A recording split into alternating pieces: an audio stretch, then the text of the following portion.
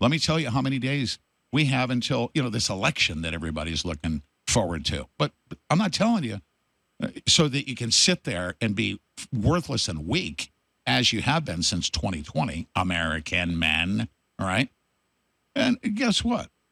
We're going to sift through these weak American men that have allowed immigrants to come in, kill your women, your children, and then you go to the podium and say your name, and hold up pictures, and that's what we do, American men. You stand next to Speaker Johnson, who, after the perpetrator gets into the house, it stops at the fridge, grabs a beer, gets a sandwich, goes to the back room, has the daughters and the wife, and raping them, right? This is in Speaker Johnson's house. He's the Speaker of the House. What does Johnson do? He goes out to the front curb and says, well, I'm here to stop people from coming in to rape my wife. What? Dude, they're in the back right now. They're drinking a beer while they're banging your wife. And you're on the front curb saying you're going to, the buck stops right here. It's dead on arrival. You're on the front curb. How about if you take off that suit and tie, okay, and you grab a hammer, go smash his face? How about that? That's perpetrator. That's advocating for that's right-wing rhetoric violence. Really? Okay. Excellent. Throw that guy in a freaking rat cage. That guy needs to be done. These Republican feckless weak people. Every single situation that we're in right now, I'm telling you, 1,000%. All of the attacks on, I'm going to use a couple examples. Mike Lindell destroyed, okay? You know how he was destroyed? By Republicans.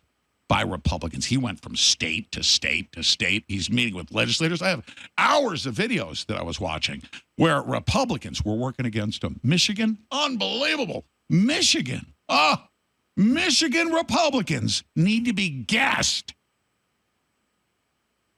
Zyklon bead for what they've done to Mike Lindell to destroy him in Michigan. Literally line him up, right? That's it. Get rid of him. The civil war that we are in right now, the bad situation that we're in right now, from illegal immigration to the financial freaking train wreck that's going on right now, child sex trafficking that's going on that they're profiting from, okay? And they're voting like I got a senator, I don't know, whatever he is. He's a congressman. He's a CIA puke, okay? And you know what he did? He voted against removing A.G. Garland. Can you imagine that? I literally want to take my remote and eat it right in front of him. Okay? Is that illegal? Can't do that. That's right-wing rhetoric. I'm mad at the Republicans, okay? And I'm calling upon all the Democrats to be just as upset. You guys got a lot of busy work to do. I don't need to be asking you to come to Jesus or Trump or whatever. You know what you need to do? You need to stop the coup d'etat that's going on the left side of the spectrum. You need to do that. I want you to go vote for Che Guevara. You got worse than Che Guevara, okay? I would much rather have Che Guevara because he's dead. He can't do anything. We got a live, pulse-smoking Kamala Harris. Worse than Joe Biden.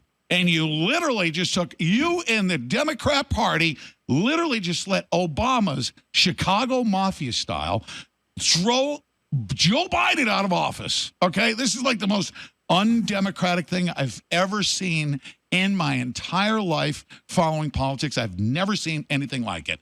Ever. Okay? Ever. I've never seen this. He's running a coup d'etat. And what do I get? What do I get from the Republicans? I got text messaging from 10 different places telling me to donate, okay, to go defeat Barack Obama's coup d'etat.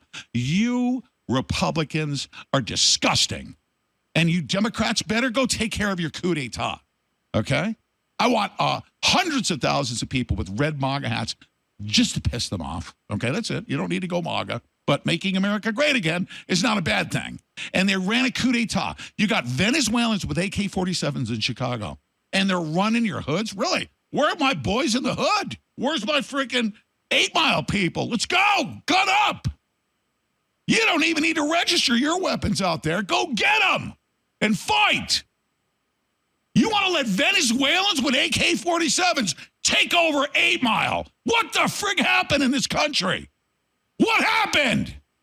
We can't even get people in the freaking hood to defend the hood. That's what America's become. Since when does a bunch of little freaking brown Venezuelan crazy people take over your city, you bunch of you-know-whats? Since when? Rise up, homies. Rise up, homies. You know why? Because you got Bill Ayers, okay, that's been running that operation. He's getting ready to kill you. They're literally, listen to me, they're removing black American families from their homes, making them homeless in Chicago, replacing them with illegal aliens that came from South America that have AK-47s and an Obama phone, getting ready to mobilize. And you're not doing anything about it. And if you think that I'm spewing right-wing extremism, okay, get out of my face. Get out of my face, because you're about to see extreme. I'm about to go extreme. It's called America.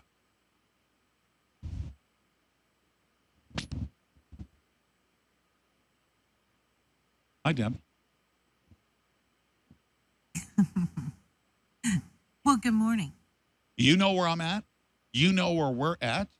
You know what I said this morning, right? I need men right now to step up right now. Men in the hood in Chicago. When did you ever hear me say we need to defend Chicago? Nobody even knows this is going on. I heard somebody and have been in communication with people that are on the ground in Chicago. And it's about to blow up in days. And you know what I got people telling me this weekend? Oh, I don't work on the weekend. I got to have balance. Get out of my freaking foxhole. Get out. Get out of my foxhole. All right? I don't need a bunch of weak, what color they paint his ball sack? Blue. But freaking Olympic tools.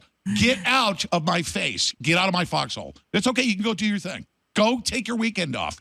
Get out of my freaking foxhole. I need men in the foxhole with muzzles up right now because they are getting ready and they're doing it right now. They're taking black Americans out of their homes and replacing them with the illegal immigrants. And everything is centering on Chicago. Why? Because Bill Ayers and Bernardine Dorn have been planning for this. They cannot have a DNC convention. You know why? Because there's no people that are going to support it anywhere in Chicago. I'll tell you that. They're doing a virtual. They are. They cannot. It starts tomorrow, by the way. Is it starting tomorrow? I'm hearing right now Chicago's going to blow up. I'm staying with it, and unless people are running around on the ground and they're all lying, I know that there's a whole bunch of people. I could sit here and play a whole bunch of videos of people that have been at the school board meeting, okay, and they're ticked off at what's going on in Chicago. Bill Ayers, Bernardine Dorn. Why are they allowed to run around? Why? Because Barack Obama got him a little book deal, okay? He gave him a pardon for blowing people up and killing people, right? And then he wrote a book saying, I was just doing it. It's just peaceful, mostly peaceful explosion.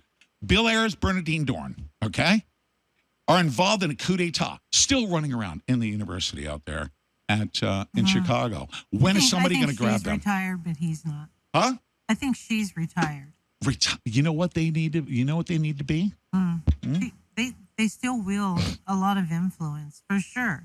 Well, that's a nice way to just gloss over what I just said. They're terrorists. They are, and they're running a coup with Barack Obama.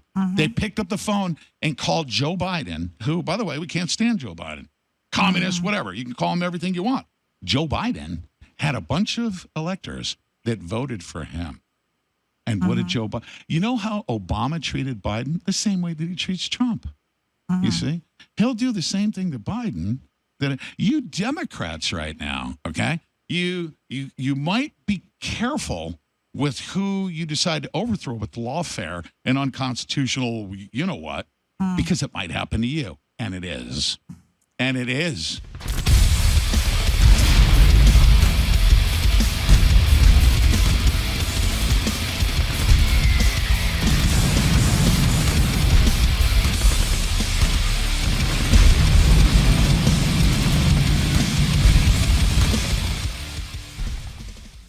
Banks are supposed to be the safest placeholders for cash in the world, but in 2022 that changed. The Federal Reserve pulled out $2.5 trillion of liquidity out of the banks, and the Fed also changed the requirements so banks don't need to keep any funds on hand. This means banks are starved for liquidity and have now become very dangerous places to hold your assets.